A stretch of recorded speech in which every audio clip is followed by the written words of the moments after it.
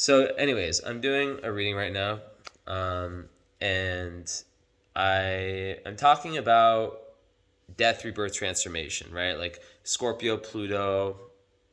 We always say these terms, these words, and it's so easy to say it, right? It's so easy to say death, rebirth, transformation, but when you actually feel into that energy, as an eighth houser, right?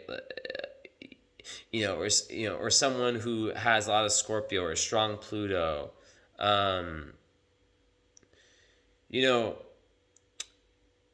it genuinely feels like, and it's hard for me to find the words to really explain this, but it genuinely feels like a death, like because people who are Plutonians, eighth housers, Scorpion, whatever, let's just call them Plutonians, like we go through many different lifetimes within this one lifetime, right?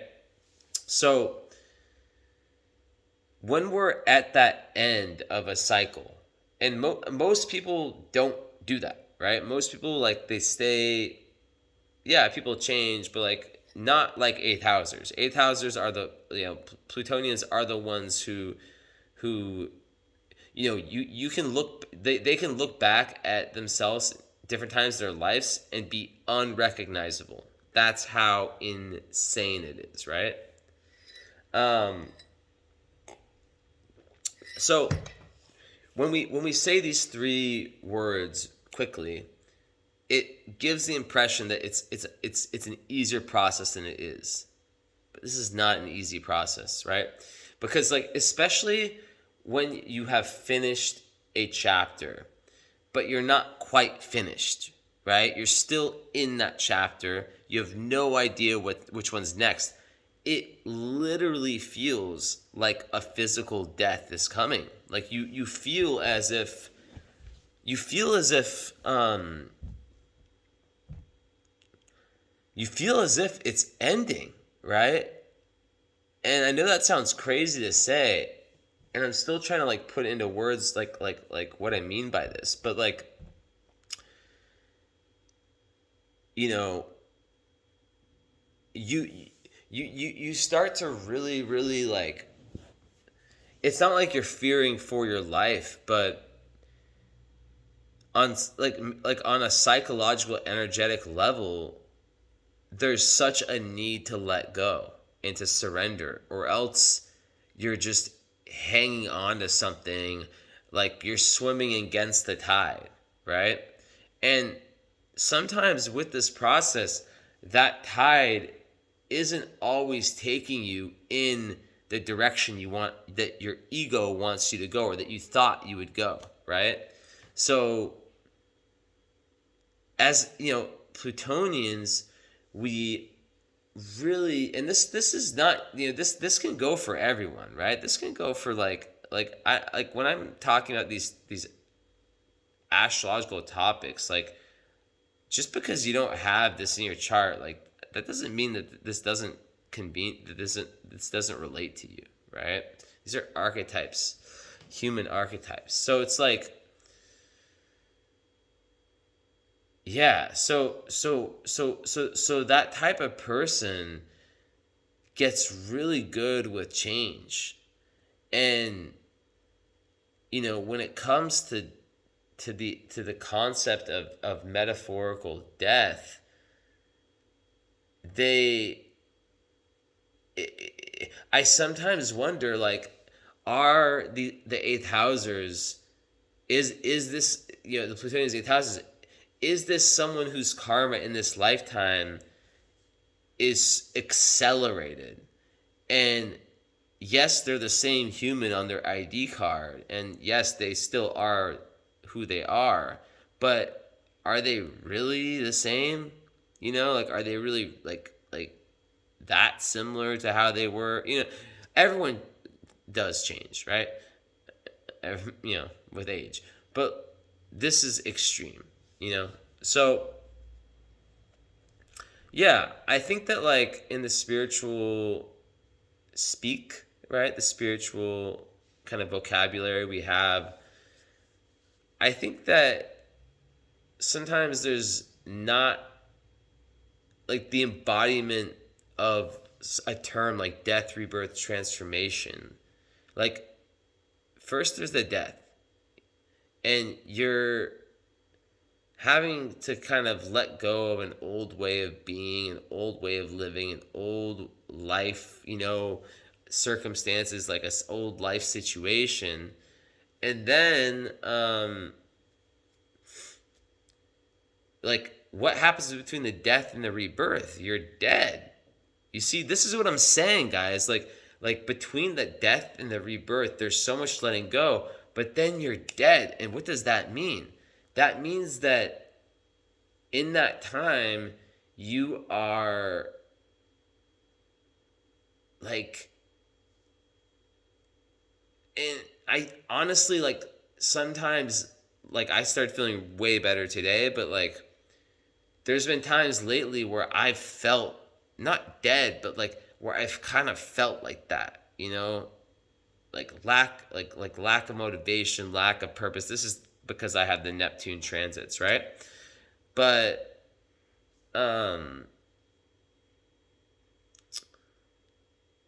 it's fascinating, right? Because like in that period of death, you're just out and you don't know what's coming next, and maybe you don't have the energy levels. Maybe you have to let go of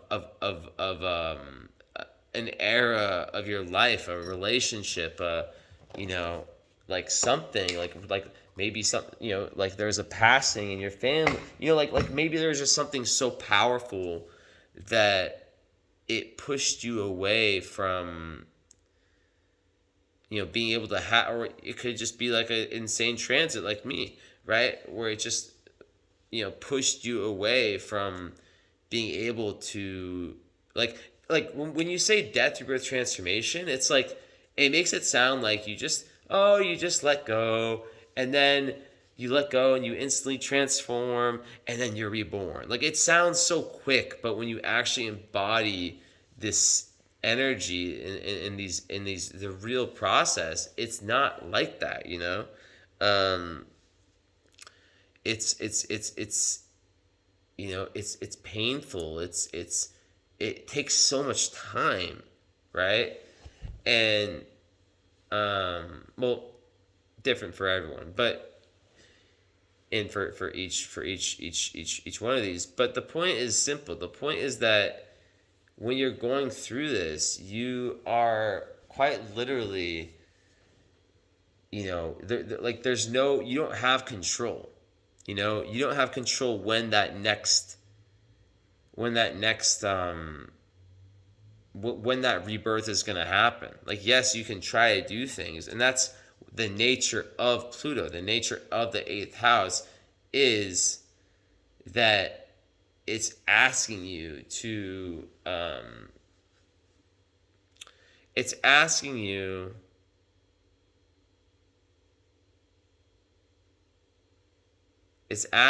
to allow yourself to die and to trust the universe, God, whatever you want to call, source, energy, to trust that it will be okay. And when you've been through it enough times, you realize that it always is. But it doesn't make that process of when you're in that death part easier, right? What comes with death? Mourning. Mourning your old life, mourning your old self, mourning the circumstances, the people, the actors, the actresses, the circumstances, just the colors, the shapes, everything, like the scenery, all the elements that made up that last chapter. And then, you have people from those periods, which makes it extra hard. I always tell, I'm actually literally doing a reading right now, but I turn this on because I like to turn the pressure on myself sometimes. I might not even release this video, but then you have people from your old life that that haven't gone through that, and it can be difficult to relate to them, right? Not from you being like better than them, like that's just some spiritual ego BS, but just because you've gone through this profound change, this inner change, where you'll never be the same, and you know, maybe your interests shift, maybe your interests shift, and maybe it's just more difficult for you to truly